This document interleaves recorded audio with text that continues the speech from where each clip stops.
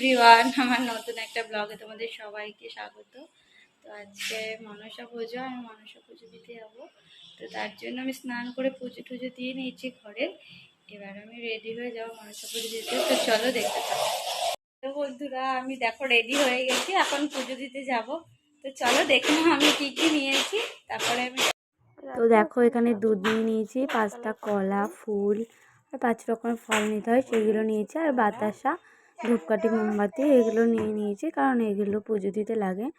তো আমি এসে গেছি দেখো, কারণ ওখানে তো আর ফটো বা ভিডিও করা যায় না, সেই কারণে কোনো ভিডিও করিনি। তো এটা হচ্ছে তারপরের দিন, এটা রবিবার দিন, মানে আজকের ভিডিও। তো সেদিন আর কোনো ভিডিও করা হয় না। এই দেখো আমার বর বাজার থেকে মাছ নিয়ে এসেছে। তো দেখো বাজার থেকে ইলিশ মাছ নিয়ে এসেছে। তো এই যে এগুলো বেশি বড় না, তবে অনেকগুলো মাছ এনেছিল, 1 কেজি মতো। 1 কেজি না কত আমি জানি না, বাট মাছগুলো বড়ও ছিল আর ভালোই ছিল, মাছগুলো খারাপ ছিল না। তো সেই কারণে বৃষ্টির দিন ছিল বলে আমি ভাবলাম তাহলে খিচুড়ি বানাই। তো এই দেখো 2 পিস মাছ কেটে রেখেছি, আর 4টে মাছ না ফ্রিজে ঢুকিয়ে রেখেছি, কারণ অতগুলো মাছ কাটার সময়ও ছিল না। আর এই যে আমি খিচুড়ি করবো বলে ডালটাকে ভেজে নিয়েছি। তারপরে দেখো এই যে ভাজবো, লাল করে ভাজতে হবে। আর আমি একপাশে গরম জল বসিয়ে নিয়েছি, যে গরম জলটা, যেই জলটা গরম হয়ে যাবে তারপরে ফুটে উঠলে আমি ডালটাও লাল করে ভেজে এই যে ধুয়ে নিয়ে তারপরে এই ফুটন্ত জলের মধ্যে আমিও ডালটা ছেড়ে দেবো। আর ডালটা না আমি ধুয়েই নিই ভাজার পরে, নাহলে ডালে অনেক সময় নোংরা থাকে, সেই কারণে। তো দেখো এই যে আমি এবার জলের মধ্যে ঢেলে দিয়েছি, এবার ফুটে উঠলে তারপর আমি চাল দিয়ে দেবো। তো এই দেখো কি বৃষ্টি হচ্ছিল, সেটাই তোমাদের সাথে শেয়ার করলাম। যেদিকে আমি রান্না করছি আর এদিকে বৃষ্টি হচ্ছে। তো এবারে আমি আমার ছেলে।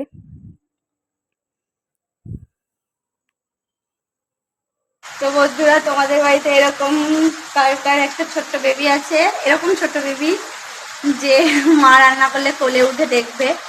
তো দেখো আমি আজকে খিচুড়ি রান্না করছি, ভীষণ বৃষ্টি হচ্ছে আমাদের এখানে, যে সানডে। তো এখন আমার রান্না দেখছে, এখন পাঁপড় ভাজবো, তাই তো? তুমি খাবে? ও পাঁপড় ভাজতে ভাজতে একটা খাবে, পরে ও খিচুড়ি দিয়েও খাবে, তাই তো? তো চলো তোমরা দেখতে থাকো, আর কারা কারা খিচুড়ি খেতে চাও আমাদের বাড়িতে চলে আসো, তাই তো পাপা? তো দেখো আমি পাঁপড়গুলো ভেজে নিচ্ছি।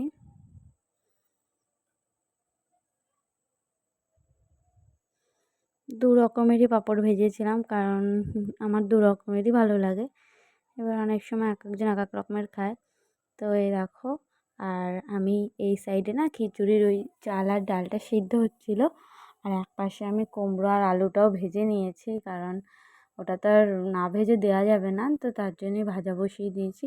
তো কুমড়ো আলুটা ভাজা হয়ে গেলে তো তখন আমি তুলে রেখে দিই, আগে খিচুড়িটা ওইটা সিদ্ধ হওয়ার পরে আমি কুমড়োটা দেবো, আর আগে আলুটা দিয়ে নেবো, কারণ আলুটা গলতে একটু সময় লাগে, আর কুমড়োটা তো গলতে একটু দেরি, মানে তাড়াতাড়ি হয়ে যায়, সেই কারণে দেরি দিতে পারে। দেখো আমি চালটা দিয়ে দিয়েছি, এবার চালটা সিদ্ধ হয়ে যাওয়ার পরে এই যে আলুটাও দিয়ে দিলাম। চালটা বেশি সিদ্ধ হয়নি, হালকা সিদ্ধ হবে। তো তখন আমি আলুটা দিয়ে দিয়েছি, এবার পরে আমি কুমড়োটা দেবো, ওই জন্য কুমড়োটা রেখে দিলাম। তো এই দেখো খিচুড়ি করতে গেলে কিন্তু একটুও খিচুড়ির সামনে থেকে সরা যায় না, কারণ খিচুড়ি না ওই হাঁড়ির নিচে লেগে যায়, সেই কারণে। তো এই দেখো এবার আমি কুমড়োটা দিয়ে দিলাম, এই যে প্রায় সিদ্ধ হয়ে এসছে।